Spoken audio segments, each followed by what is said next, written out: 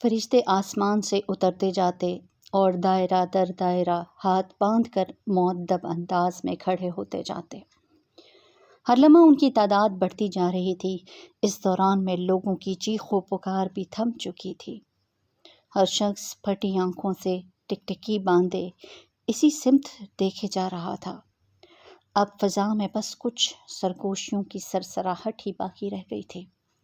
اس کی وجہ یہ تھی کہ ہر شخص اپنے برابر والے سے پوچھ رہا تھا کہ یہ کیا ہو رہا ہے۔ مجھے قدرے اندازہ تھا کہ یہ کیا ہو رہا ہے، لیکن پھر بھی میں نے صالح سے وضاحت چاہی۔ اس نے حسب توقع جواب دیا، حساب کتاب شروع ہو رہا ہے، بارگاہ احدیت کا دربار سجایا جا رہا ہے۔ یہ اس کا پہلا مرحلہ ہے۔ فرشتے مسلسل اتر رہے ہیں اور کافی دیر تک اترتے رہیں گے۔ اس کے بعد سب سے آخر میں حاملین عرش اتریں گے۔ تم تو ان سے مل چکے ہو۔ وہ اس وقت 4 تھے، اب 4 مزید ان میں شامل ہو جائیں گے۔ کل 8 فرشتے عرش الہی کے ساتھ نازل ہوں گے۔ عرش الہی، میں نے زیر لب ان الفاظ کو دہرایا۔ صالح نے مزید وضاحت کرتے ہوئے کہا، تم تو سمجھ سکتے ہو اللہ تعالیٰ عرش پر بیٹھتے نہیں ہیں، وہ اس طرح کے تمام انسانی تصورات سے پاک ہیں۔ یہ عرش اصل میں مخلوق کے رجوع کرنے کی جگہ ہے۔ جیسے دنیا میں بیت اللہ ہوا کرتا تھا بطور قبلہ، اللہ کے گھر کا مطلب یہ نہیں تھا کہ اللہ تعالیٰ وہاں رہتے تھے، لیکن انسان اس کی طرف جب رخ کرتا تھا تو اس کے لیے وہ ایک مقام رجوع بن جاتا تھا۔ اسی طرح آج عرش الہی کے ذریعے سے لوگ اللہ تعالیٰ کے ساتھ مکالمہ کریں گے۔ میں نے پوچھا، گویا لوگ اللہ تعالیٰ کی بات سنیں گے؟ صالح نے کہا، ہاں، ویسے ہی جیسے حضرت موسیٰ علیہ السلام نے طور کی وادی میں ایک درخت کے اندر سے اللہ تعالیٰ کی آواز آتے ہوئے سنی تھی۔ اور ہاں عبداللہ، ایک بہت خاص بات بھی سن لو۔ میں پوری طرح متوجہ تو تھا ہی، لیکن اب یکسوئی سے اسے دیکھنے لگا۔ حاملین عرش کے نزول کے ساتھ ہی عرش نور الہی کی تجلی سے جگمگا اٹھے گا، جس کے ساتھ پوری زمین پر اس نور کا اثر پھیل جائے گا۔ اس کا مطلب یہ ہوگا کہ زمین اپنے رب کے نور سے روشن ہو جائے گی اور معاملات اب براہ راست اللہ تعالیٰ کی اپنی نگرانی میں انجام پانا شروع ہو جائیں گے۔ یہ مطلب ہے قرآن کریم کی اس بات کا کہ زمین کو خدا اپنی مٹھی میں لے لے گا۔ اس وقت پہلا حکم یہ دیا جائے گا کہ ہر شخص اللہ تعالیٰ کے حضور سجدے میں گر جائیں۔ عبداللہ، اس وقت بہت عبرتناک منظر سامنے آئے گا۔ تم دیکھو گے کہ سارے فرشتے سجدے میں ہوں گے۔ عرش کے دائنے ہاتھ کی طرف عرش الہی کے مامون سائے میں موجود سارے انبیاء، صدیقین، شہداء اور صالحین سب سجدے میں ہوں گے۔ میں نے بے اختیار پوچھا، اور یہاں حشر کے میدان میں موجود لوگ؟ اہم اور عبرتناک بات یہی ہے، یہاں موجود کوئی کافر، منافق، خدا کا نافرمان اور مجرم سجدے میں نہیں جا سکے گا۔ یہ لوگ لاکھ کوشش کریں گے کہ سجدے میں گر جائیں، مگر ان کی کمر اور گردن تختہ ہو جائے گی۔ زمین انہیں اپنی طرف آنے سے روک دے گی۔ اور باقی لوگ؟ میں نے پوچھا۔ صالح بولا، وہ لوگ جن کے اعمال ملے جلے اور گناہ کم ہوں گے، وہ سجدے میں چلے جائیں گے، اور اسی وجہ سے ان سب کو فوراً حساب کتاب کے لیے بلا لیا جائے گا۔ باقی جس کا ایمان جتنا پختہ اور اعمال جتنے اچھے ہوں گے، وہ اتنا ہی جھک سکے گا۔ کوئی رکوع میں ہوگا، کوئی آدھا جھکا ہوگا، کوئی بس گردن ہی جھکا سکے گا۔ جو جتنا کم جھکے گا وہ اتنا ہی خوار ہوگا۔ میں بات سمجھتے ہوئے سر ہلا کر بولا، اچھا، اس کا مطلب ہے کہ لوگوں کو اس وقت اپنے مستقبل کا کسی قدر اندازہ ہو جائے گا۔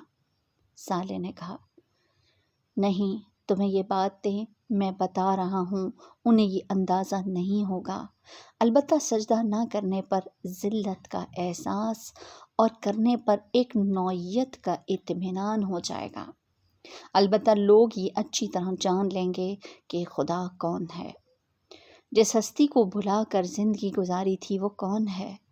آج لوگوں کو معلوم ہو جائے گا کہ بادشاہوں کا بادشاہ کون ہے، شہنشاہوں کا شہنشاہ کون ہے؟ کون معبود برحق ہے؟ کون ہے جس کا اقتدار اس کائنات پر قائم ہے؟ کون ہے جس کے ہاتھ میں کل بھلائی اور کل خیر ہے؟ کون ہے جس کے اشارے سے تقدیر بن اور بگڑ سکتی ہے؟ کون ہے جو ہر شخص سے ہر عمل کے بارے میں پوچھ سکتا ہے مگر اس سے اس کے کسی فیصلے کے بارے میں کچھ نہیں پوچھا جا سکتا؟ کون ہے جو ہر حمد، ہر شکر، ہر قیام، ہر رکوع، ہر سجدے، ہر نیاز، ہر عاجزی، ہر محبت، ہر تسبیح اور ہر تکبیر کا مستحق ہے؟ تعالی و شانہ اللہ اکبر، اللہ اکبر، اللہ اکبر۔ یہ الفاظ کہتے ہوئے صالح کے جسم پر ایک لرزہ طاری ہو گیا اور آخری اللہ اکبر کہتے ہوئے وہ سجدے میں گر گیا۔ اسی لمحے مجھے محسوس ہوا کہ زمین پر ایک خاص نوعیت کی روشنی پھیل چکی ہے۔ ماحول ایک خاص قسم کے نور سے جگمگا اٹھا ہے۔ اس کے ساتھ ہی کانوں میں فرشتوں کی تسبیح و تحلیل، حمد و شکر اور تمجید و تکبیر کی صدائیں آنے لگیں۔ مجھے اندازہ ہو گیا کہ عرش الہی کی تجلیات سے ماحول منور ہو چکا ہے، مگر میں اس پورے عمل میں نظر جھکا کر کھڑا رہا تھا۔ ڈر کے مارے میں نے عرش کی طرف دیکھنے کی کوشش بھی نہ کی تھی۔ کچھ دیر نہ گزری تھی کہ میرے کانوں نے جبرائیل امین کی مانوس مگر انتہائی باروب آواز بلند ہوتی سنی۔ لمن الملک اليوم، آج کے دن بادشاہی کس کی ہے؟ جواب میں سارے فرشتے پکار اٹھے، للہ الواحد القہار، تنہا غالب رہنے والے اللہ کے۔ جبرائیل امین یہ سوال بار بار دہراتے اور ہر بار فرشتے بآواز بلند یہی جواب دیتے۔ اس عمل نے میدان حشر میں ایسا حشر برپا کر دیا کہ دل لرزنے لگے۔ آخرکار ایک صدا بلند ہوئی، الرحمن کے بندے کہاں ہیں؟ پروردگار عالم کے غلام کہاں ہیں؟ اللہ ذوالجلال کو اپنا معبود، اپنا بادشاہ اور اپنا رب ماننے والے کہاں ہیں؟ وہ جہاں بھی ہیں، خداوند سارے جہاں کے رب کے حضور سجدہ ریز ہو جائیں۔ یہ سننا تھا کہ میں کچھ دیکھنے کی کوشش کیے بغیر ہی سالے کے برابر میں سجدہ ریز ہو گیا۔ میدان حشر میں یکدم خاموشی چھا گئی۔ ایسا سناٹا تھا کہ سوئی زمین پر گرے تو اس کی آواز بھی سنائی دے جائے۔ میں نے سجدے کے عالم میں جتنی عافیت اس لمحے محسوس کی، زندگی میں کبھی محسوس نہ کی تھی۔ دوسروں کا تو نہیں معلوم کہ وہ سجدے میں کیا کہہ رہے تھے، مگر میں اس لمحے زار و قطار اللہ تعالیٰ سے درگزر اور معافی کی درخواست کر رہا تھا۔ نہ جانے کتنی دیر تک ہوگا یہ عالم طاری رہا۔ اس کے بعد اچانک ایک صدا بلند ہوئی، هو اللہ لا الہ الا ہو۔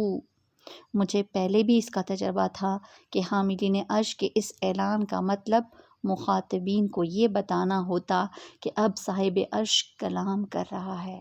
آواز آئی، میں اللہ ہوں، میرے سوا کوئی معبود نہیں۔